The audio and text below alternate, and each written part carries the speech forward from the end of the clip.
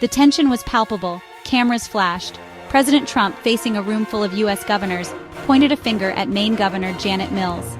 His message was clear: fall in line or face the consequences. This wasn't about tax cuts or infrastructure. This was about transgender athletes, and President Trump was drawing a line in the sand. The scene, unfolding in the White House in February 2025, was the culmination of weeks of mounting tension. At the heart of the issue was President Trump's controversial executive order, signed just days earlier, barring transgender women from competing in women's sports.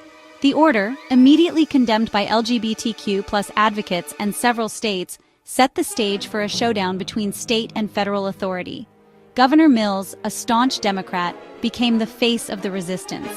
When President Trump, in no uncertain terms, threatened to withhold federal funding from states defying the order, her response was immediate and defiant.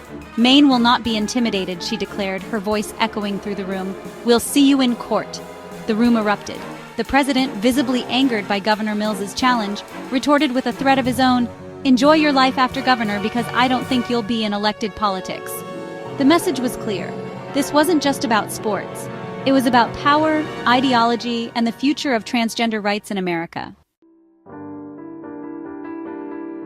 President Trump's executive order, signed on February 6, 2025, sent shockwaves across the nation.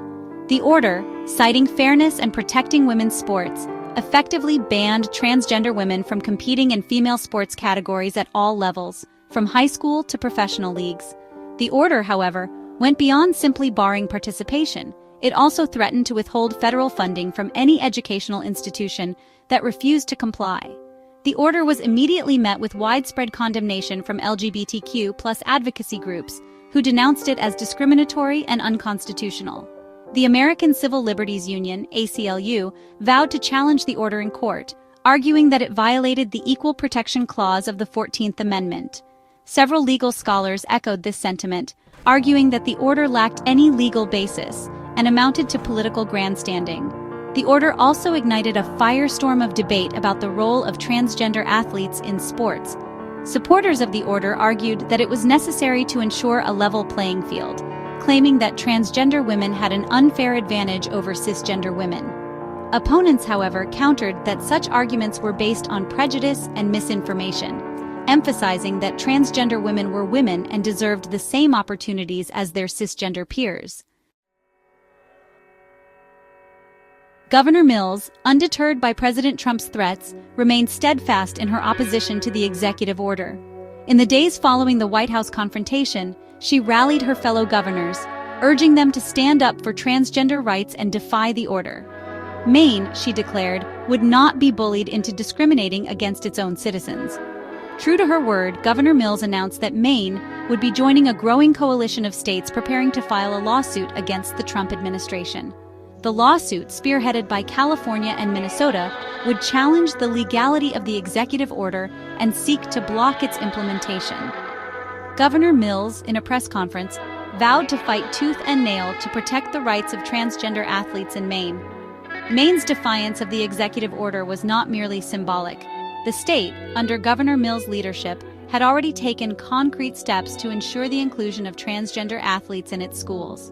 Maine's high school sports governing body had previously adopted a policy allowing transgender athletes to compete in accordance with their gender identity, a policy that remained in place despite the executive order.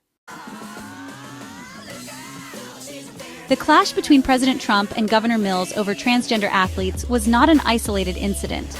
It reflected a much larger and increasingly divisive debate raging across the United States. At its core, the debate centered on fundamental questions of gender identity, equality, and the role of government in regulating personal freedoms.